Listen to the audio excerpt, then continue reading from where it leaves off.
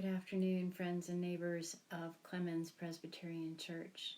We welcome you to our Lenten book club reading of the Gospel of John. I'm Transitional Associate Pastor Jodi Lingan, and it has been a privilege and a blessing to join you on the weeks of this journey. We are nearing the end. Today is Good Friday. And yesterday Bill mentioned that good doesn't feel like the right adjective to use for what transpires in today's reading. However, we remember that through God, good always comes. And without Good Friday, there would be no Easter. Let us hear the story today from John chapter 19. Then Pilate took Jesus and had him flogged. And the soldiers wove a crown of thorns and put it on his head. They dressed him in a purple robe.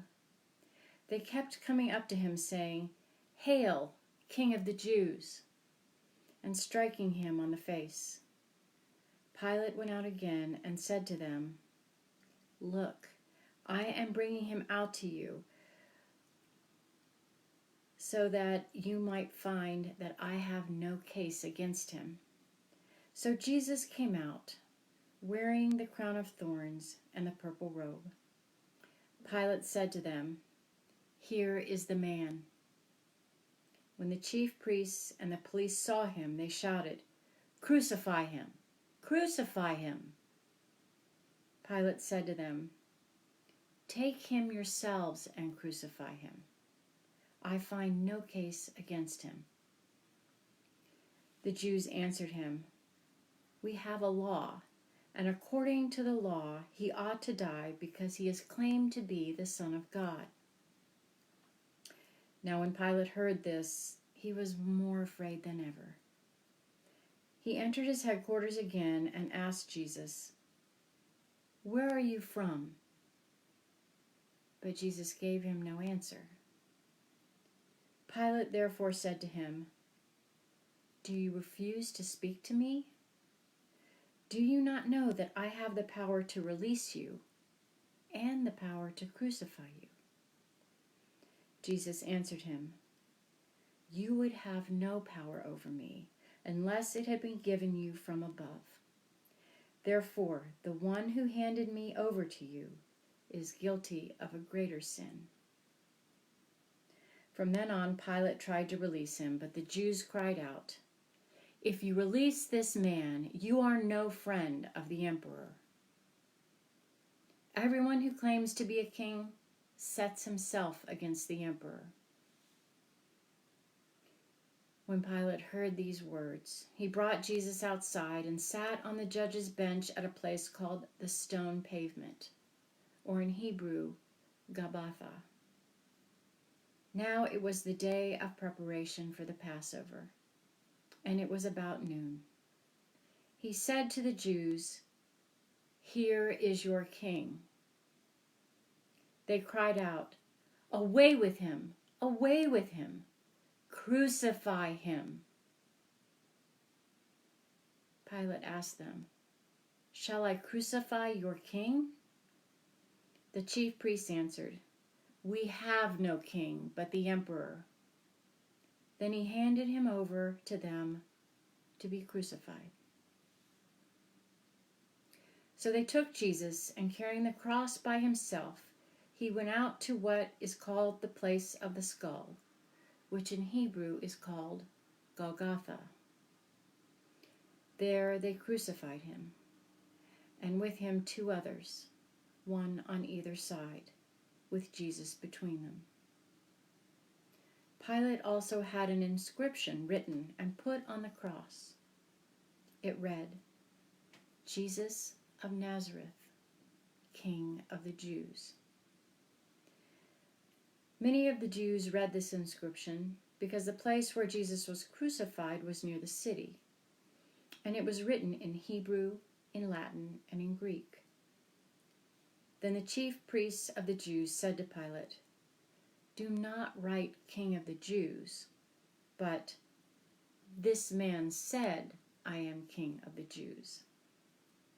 Pilate answered, What I have written, I have written."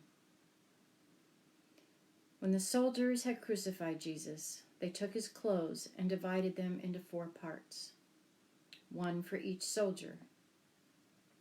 They also took his tunic. Now the tunic was seamless, woven in one piece from the top. So they said to one another, "Let us not tear it, but cast lots for it to see who will get it." This was to fulfill what the scripture says. "They divided my clothes among themselves, and for my clothing they cast lots." And this is what the soldiers did. Meanwhile, standing near the cross of Jesus were his mother, and his mother's sister Mary, wife of Clopas, and Mary Magdalene. When Jesus saw his mother and the disciple whom he loved standing beside her, he said to his mother, "Woman, here is your son." Then he said to the disciple, "Here is your mother." And from that hour, the disciple took her into his home. After this, when Jesus knew that all was now finished, he said, in order to fulfill the scripture, "I am thirsty." A jar full of sour wine was standing there, so they put a sponge full of the wine on a branch of hyssop, and they held it to his mouth. He said, "It is finished." Then he bowed his head and gave up his spirit. Since it was the day of preparation, the Jews did not want the bodies left on the cross during the Sabbath, especially because that Sabbath was a day of great solemnity. So they asked Pilate to have the legs of the crucified men broken and the bodies removed. Then the soldiers came and broke the legs of the first and of the other who had been crucified with him. But when they came to Jesus and saw that he was already dead, they did not break his legs. Instead, one of the soldiers pierced his side with a spear, and at once blood and water came out. He who saw this has testified so that you may believe. His testimony is true, and he knows that he tells the truth. These things occurred so that the scripture might be fulfilled. None of his bones shall be broken. And again, another scripture says, "They will look on the one whom they have pierced." After these things, Joseph of Arimathea, who was a disciple of Jesus, though a secret one because of his fear of the Jews, asked Pilate to let him take away the body of Jesus. Pilate gave him permission, so he came and removed the body. Nicodemus, who had at first come to Jesus by night, also came, bringing a mixture of myrrh and aloes, weighing 100 pounds. They took the body of Jesus, wrapped it with the spices and linen cloths, according to the burial custom of the Jews. Now there was a garden in the place where he was crucified, and in the garden there was a new tomb. And no one had ever been laid in that tomb. And so, because it was the Jewish day of preparation, and the tomb was nearby, they laid Jesus there. It is indeed the darkest day in the life of God. There's no way around it, and it's important to acknowledge it. But we will not stay here. And we already know the end of the story. But for today, we will acknowledge the total obedience and glory that Jesus lifts to God, and pray that we may be able to do the same. Peace be with you, friends. The darkness will not last. We hope that you can join us on this Sunday at 10 o'clock online for our Easter celebration, the return of light to our lives.